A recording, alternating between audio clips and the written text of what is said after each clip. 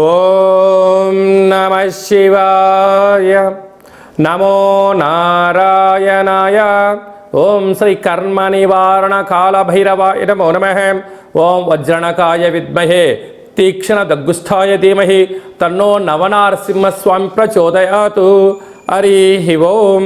మా ఛానల్కి స్వాగతం. చూస్తున్న వీక్షకులకు ప్రేక్షకులకు ప్రియ కాళభైరవ భగవంతులకి స్వాగతం పలుకుతూ మమ్మల్ని ఎంతగానో ఆదరిస్తూ ఉండబడినటువంటి ప్రియ సోదరీమణులకు స్వాగతం పలుకుతూ సనాతన ధర్మ సంరక్షకులకు అలాగనే జ్యోతిష్ అభిమానులకు స్వాగతం పలుకుతూ 16/5/2024 నుండి 31/5/2024 వరకు పుట్టినటువంటి వారందరికీ కూడా ముందస్తుగా జన్మదిన శుభాకాంక్షలు. గతంలో వివాహం చేసుకున్న వారికి వివాహ వార్షికోత్సవ శుభాకాంక్షలు. మనకు వైశాఖ మాసం అనగానే పండగలకు కొదవలేనటువంటి మాసము కనుక అన్నవరంలో సత్యనారాయణ స్వామి యొక్క కళ్యాణము, స్వామివారిని స్మరించడం, ధ్యానించడం, వీలైతే ఇంట్లో మనము సంవత్సరానికి ఒక్కసారైనా శ్రీ రమా సహిత సత్యనారాయణ స్వామి వ్రతాన్ని ఆచరించుకోవడం వలన స్వామి యొక్క ఆశీస్సులు ఉంటాయి.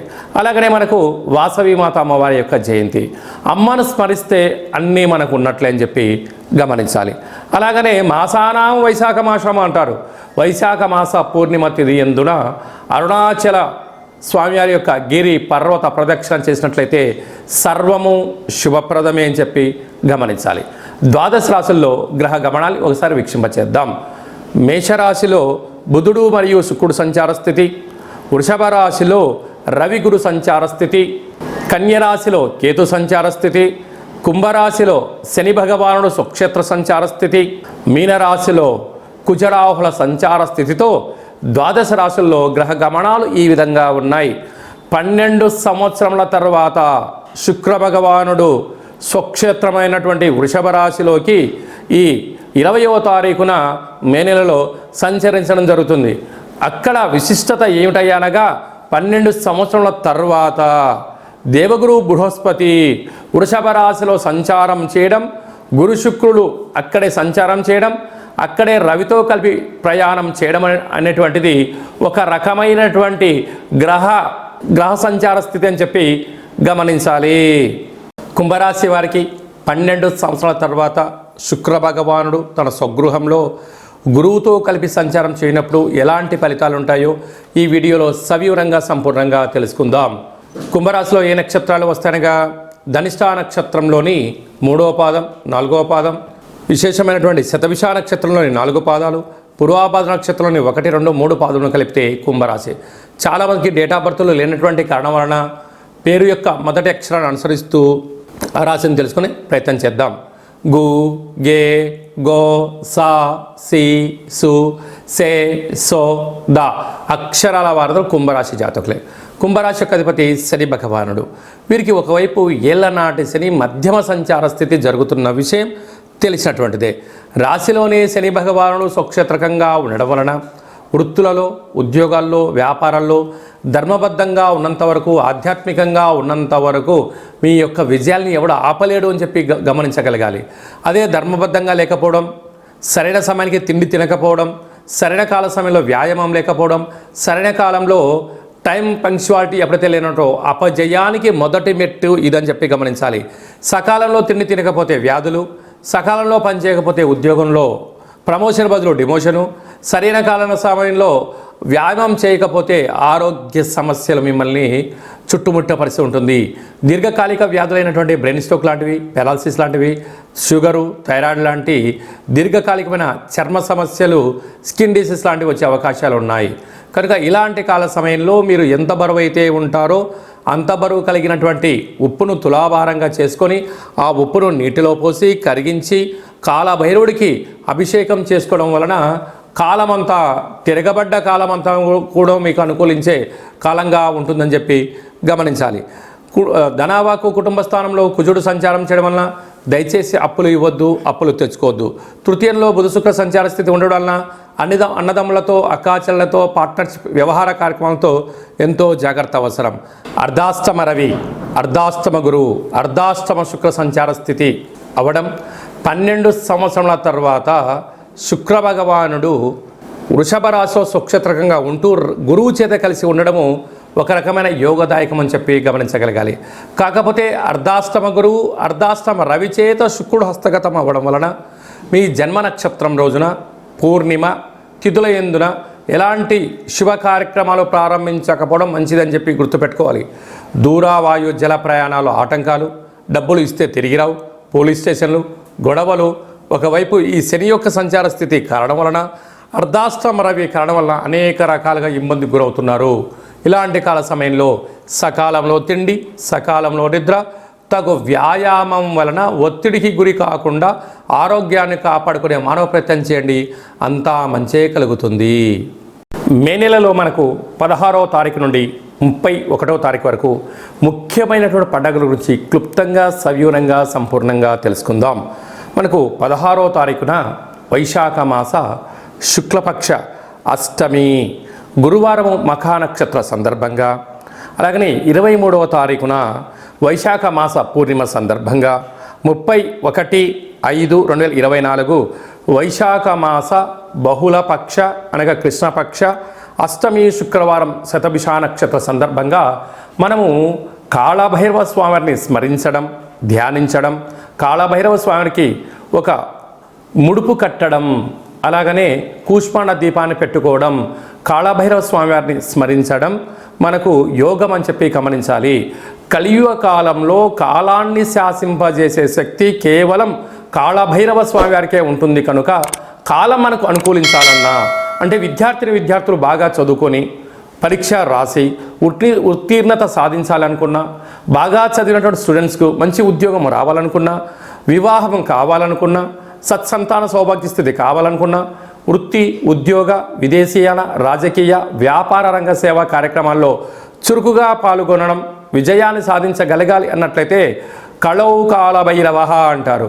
కలియుగ కాలంలో కాళభైరవ స్వామిని స్మరించడం వలన సకల భూత, ప్రేత, పిశాచ, బ్రహ్మర, యక్షర, యమదూత, శాకిని, డాకిని గ్రహబంధనాలు, సంచిత ప్రారబ్ధ ఆగమిక కర్మలు తొలగిపోయి నరదృష్టి నివారణ కలిగి అన్నింటా విజయం, అన్నింటా విశేషమైనటువంటి వ్యాపార ఆకర్షణ, విద్యా ఆకర్షణ, జ్ఞానాకర్షణ కలిగి జీవితం సువర్ణమయం అవుతుందని చెప్పి గమనించగలగాలి. వీలైతే మీరు ఇంట్లో కాళభైరవ స్వామికి పూజా కార్యక్రమం ఆచరించుకోండి. కుదరలేదు మన యొక్క దేవాలయంలో 4 మంగళవారాలు, 4 శనివారాలు, శుద్ధాష్టమి, పూర్ణిమ, బహుళాష్టమి సందర్భంగా ఒక్కొక్క నెలలో ఒక్కొక్క కాళభైరవ స్వామి వారు ఉంటారు. కాళభైరవ స్వామి వారి యొక్క పూజ, కాళభైరవ స్వామి యొక్క సౌభాగ్య ముడుపు, కాళభైరవ స్వామికి కూష్మాండ దీపము, హోమ కార్యక్రమాలు చేయించి ఆసక్తి గలవారు ఈ కింద సంప్రదించినట్లయితే మీకు ప్రత్యేకంగా వాట్సాప్ కాల్ ద్వారా, వీడియో కాల్ ద్వారా పూజ చేయించి స్వామి యొక్క ప్రసాదాన్ని మీకు అందజేయడం జరుగుతుంది. ఆసక్తి గలవారు ఈ కింద సంప్రదించి మీ గోత్రనామాలను నమోదు చేసుకోగలరు. ఇంకనూ మనం విజయం సాధించగలగాలి అన్నట్లయితే కాళభైరవ స్వామి వారి యొక్క పాత్ర ఇది స్వర్ణాకర్షణ కాళభైరవ అక్షయ పాత్ర అంటారు. అక్షయం అనగా నశించబడినటువంటిది. ఇందులో రాసులు 12 ఎలా ఉంటాయో 12 రాసులను ఇందులో అచ్చు వేయడం జరుగుతుంది అని చెప్పి గమనించాలి.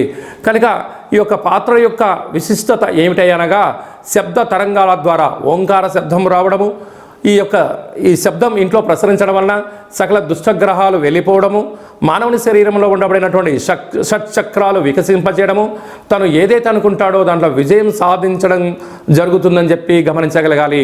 గృహంలో నివసిస్తున్నటువంటి జ్యేష్ఠాదేవి ఈ శబ్ద త్వరితకి బయటికి వెళ్ళిపోయి గ్రామ, రాష్ట్ర, దేశ, ప్రపంచ స్థాయిలో సంచరిస్తూ ఉండబడినటువంటి ధనలక్ష్మీదేవి అమ్మవారు గృహంలోకి స్వాగతం పలుకుతుందని చెప్పి గమనించాలి. ఈ పాత్రను ఎలా ఉపయోగించాలో ఒకసారి గమనిద్దాం. ఓం కాళభైరవాయ నమః. హరి ఓం.